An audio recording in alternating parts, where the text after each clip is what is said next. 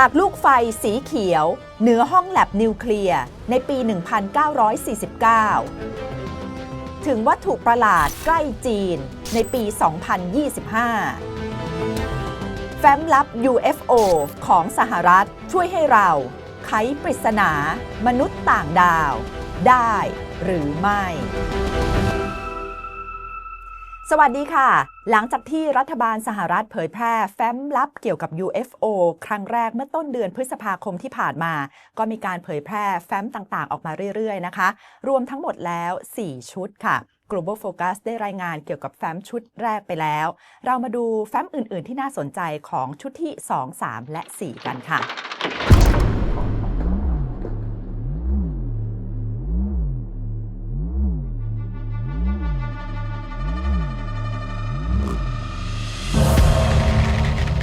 เพนทากอนได้เผยแพร่แฟ้มลับเกี่ยวกับ UFO หรือว่าที่เรียกว่า UAP Unidentified Anomalous Phenomena ปรากฏการณ์ผิดปกติที่ไม่สามารถระบุได้เป็นไปตามคำสั่งของประธานาธิบดีโดนัลด์ทรัมป์นะคะที่ต้องการเปิดเผยแฟ้มลับต่างๆของรัฐบาลมากขึ้นแฟ้มข้อมูลเหล่านี้มาจากหลากหลายหน่วยงานของสหรัฐทั้งเพนทากอน NASA CIA FBI และกระทรวงพลังงานแล้วก็เป็นรายงานที่มาจากทั่วโลกค่ะ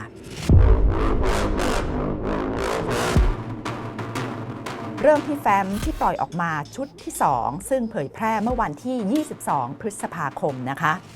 วิดีโอเมื่อปี 2023 แสดงให้เห็นเครื่องบินรบสหรัฐยิงตกวัตถุบางอย่างเหนือทะเลสาบฮูรอนรัฐมิชิแกนเหตุการณ์นี้เกิดขึ้นหลังจากมีบอลลูนสอดแนมของจีนเข้ามาในน่านฟ้าสหรัฐค่ะแต่รายงานต่อมาระบุว่าวัตถุดังกล่าวน่าจะเป็นบอลลูนของกลุ่มเล่นบอลลูนเป็นงานอดิเรก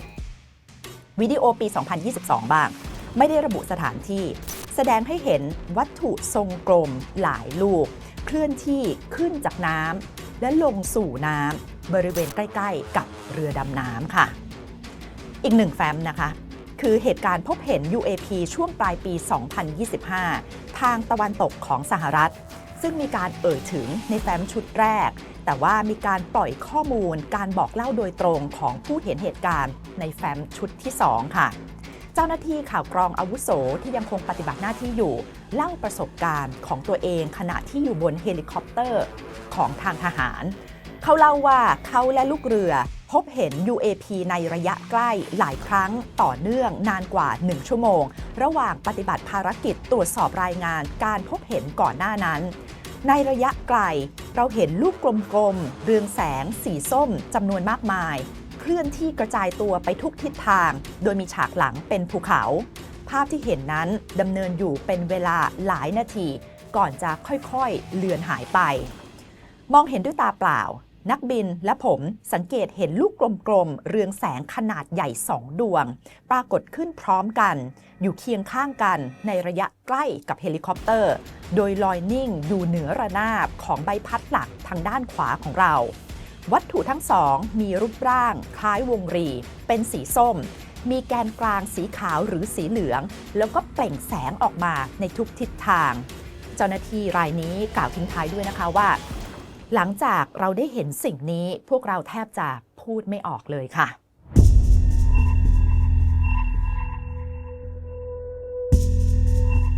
มาดูแฟ้มชุดที่3กันบ้างเปิดเผยเมื่อวันที่12 มิถุนายนนะคะย้อนกลับไปเหตุการณ์เมื่อเดือนกรกฎาคมปี 2025 ค่ะมีวิดีโอที่แสดงให้เห็นแสงไฟสว่างทรงกลม2 ดวงกำลังเคลื่อนไหวในท้องฟ้าทางตะวันออกเฉียงเหนือของสหรัฐคนที่เขาเห็นเหตุการณ์เล่าให้ FBI ฟังว่าการเคลื่อนไหวของแสงไฟทรงกลมนี้ดำเนินไปอย่างเงียบๆและเคลื่อนไหวเข้าจังหวะกันเดือนตุลาคมปี 2024 เพนทากอนมีวิดีโอที่แสดงให้เห็นแสงไฟในท้องฟ้าลอยอยู่เหนือบ่อน้ำแห่งหนึ่งจุดนี้อยู่ห่างจากจุดที่คนเห็นลูกไฟทรงกลม2 ดวงในปี 2025 ราว 40 กิโลเมตรค่ะวัตถุเรืองแสงดังกล่าวมีลักษณะเหมือนทรงกลมโดยมีการเปลี่ยนแปลงทั้งรูปร่างและความสว่างเป็นระยะในบางช่วงบางครั้งแหล่งกำเนิดแสงหลักดูเหมือนจะแยกตัวออกเป็นจุดแสงขนาดเล็กหลายจุด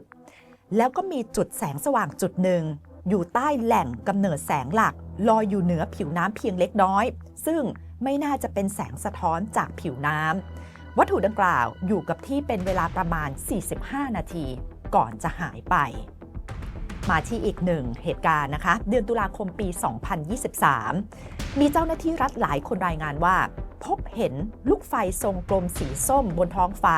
จากจุดที่ต่างกันในช่วงเวลาพบค่ำของทางตะวันตกของสหรัฐค่ะซึ่งมีการเผยแพร่ไปแล้วนะคะในแฟ้มชุดแรกในแฟ้มชุดที่ 3 นี้มีการปล่อยข้อมูลเพิ่มเติมออกมาเป็นคำบอกเล่าของเจ้าหน้าที่ที่เห็นเหตุการณ์ค่ะเจ้าหน้าที่คนหนึ่งบอกว่าเหตุการณ์เริ่มต้นจากการเห็นแสงประหลาดหลายดวงเคลื่อนที่เป็นกลุ่มอยู่ไกลออกไปหลายไมล์เจ้าหน้าที่อีกคนหนึ่งกล่าวว่าแสงสีแดงเหล่านั้นเร่งความเร็วขึ้นเคลื่อนที่แบบประสานกันอย่างสมบูรณ์แบบและเรียงตัวเป็นแนวเส้นตรงในแนวนอนคนเห็นเหตุการณ์อีกคนนะคะเล่าว่า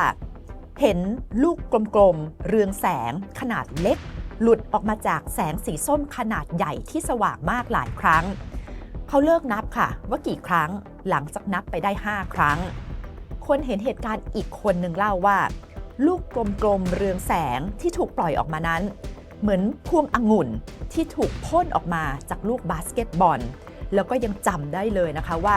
คู่หูของเขาพูดขึ้นมาว่าคุณเห็นเหมือนที่ฉันเห็นไหม FBI มีการผลิตภาพจำลองขึ้นมาด้วยนะคะตามคำบอกเล่าของเจ้าหน้าที่เพนทากอนอธิบายว่าเป็นภาพที่จัดทำขึ้นในปี 2026 ค่ะปี 2022 ใกล้ๆกับโคโลราโดสปริงส์รัฐโคโลราโดมีคนเห็นวัตถุรูปทรงเหมือนมันฝรั่ง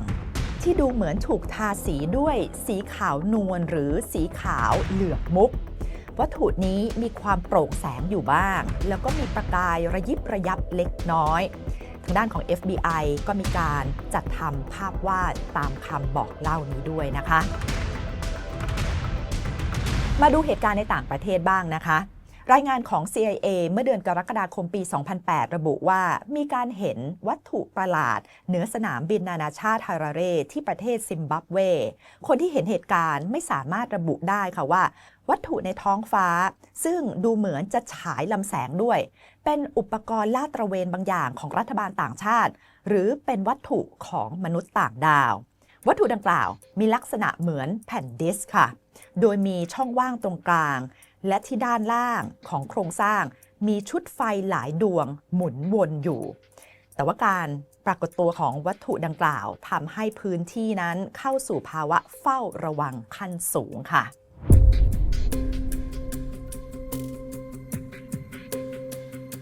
เมื่อวันที่ 10 กรกฎาคมเพนทากอนได้เผยแพร่แฟ้มลับเกี่ยวกับ UFO หรือว่า UAP เพิ่มเติมเป็นครั้งที่ 4 ค่ะเป็นการเผยแพร่ผ่านเว็บไซต์มีทั้งหมด 40 ไฟล์เป็นเอกสาร 14 ไฟล์วิดีโอ 19 ไฟล์เป็นไฟล์เสียง 4 ไฟล์และภาพนิ่ง 3 ไฟล์มีกรณีของกระทรวงพลังงานนะคะที่อธิบายถึงวัตถุที่ระบุไม่ได้ว่าคืออะไรแน่แต่เข้ามาในน่านฟ้าเหนือโรงงานอาวุธนิวเคลียร์แพนเท็กซ์ใกล้กับเมืองอมาริโลเท็กซัสเมื่อเดือนกันยายนปี 2015 ค่ะถึงขั้นที่ว่าจะต้องมีการล็อกดาวน์ปิดควบคุมพื้นที่โรงงานอาวุธนิวเคลียร์ในเหตุการณ์ครั้งนั้นเจ้าหน้าที่พยายามขับรถไล่ตามวัตถุที่ว่านี้จนวัตถุนี้หายลับไปพวกเขาลงมาจากรถแล้วก็รายงานว่าวัตถุดังกล่าวไม่มีเสียงวัตถุนี้มีรูปทรงสี่เหลี่ยมขนมเปียกปูนสูงประมาณ 1.2 เมตรด้านล่างกว้างประมาณ60เซนติเมตรโดยด้านบนบางกว่าด้านล่างและเดินทางด้วยความเร็วประมาณ 16-24 กิโลเมตรต่อชั่วโมงเมื่อมองด้วยกล้องส่องทางไกลก็ไม่สามารถระบุระบบขับเคลื่อนของวัตถุนี้ได้และเมื่อเฝ้ามองอยู่ 1-2 นาทีซึ่งดูแล้วไม่ได้มีลักษณะเป็นภัยคุกคามวัตถุนี้ก็เคลื่อนที่ต่อไปทางทิศเหนือจนพ้นพื้นที่คนที่เห็นระบุสีไม่ตรงกันนะคะบางก็ว่าเป็นวัตถุสีดำบางก็ว่าเป็นสีน้ำเงินสีแดงและสีเงินค่ะอีกหนึ่งเหตุการณ์เกิดขึ้นปี 2019 นักบินกองทัพอากาศเห็นวัตถุบางอย่างขณะที่บินเหตุนี้เกิดทางตะวันออกของประเทศสหรัฐนะคะเขารายงานว่าวัตถุดังกล่าวมีลักษณะการบินแบบที่ไม่เคยเห็นมาก่อนในการทำงานให้กับกองทัพสหรัฐตลอด 28 ปีที่ผ่านมาของเขา วัตถุเล็กๆนี้กำลังเดินทางเป็นเส้นตรงในทิศทางที่ตรงกันข้ามกับพวกเราด้วยความเร็วสูงคนนี้เขาบอกว่าผมเฝ้าจับตาอยู่ราว 10-15 วินาทีก่อนที่จะอัดเป็นภาพวิดีโอเมื่อซูมภาพเข้าไปเพื่อพยายามให้เห็นรายละเอียดมากขึ้นวัตถุดังกล่าวเคลื่อนที่เร็วมากจนหลุดออกจากการมองเห็นแล้วก็ไม่สามารถจับเป้าหมายได้อีกแม้จะลดระดับการซูมลงแล้วก็ตามหลังจากนำข้อมูลมาวิเคราะห์ภายหลังเที่ยวบินก็พบว่าวัตถุนี้มีลักษณะเป็นรูปทรงสี่เหลี่ยมและคนอื่นๆที่มีประสบการณ์เท่ากันหรือว่ามากกว่าผมก็คือมากกว่านักบินท่านนี้นะคะก็ยังไม่สามารถระบุได้ว่าวัตถุนี้คืออะไรกันแน่ค่ะอีกหนึ่งกรณี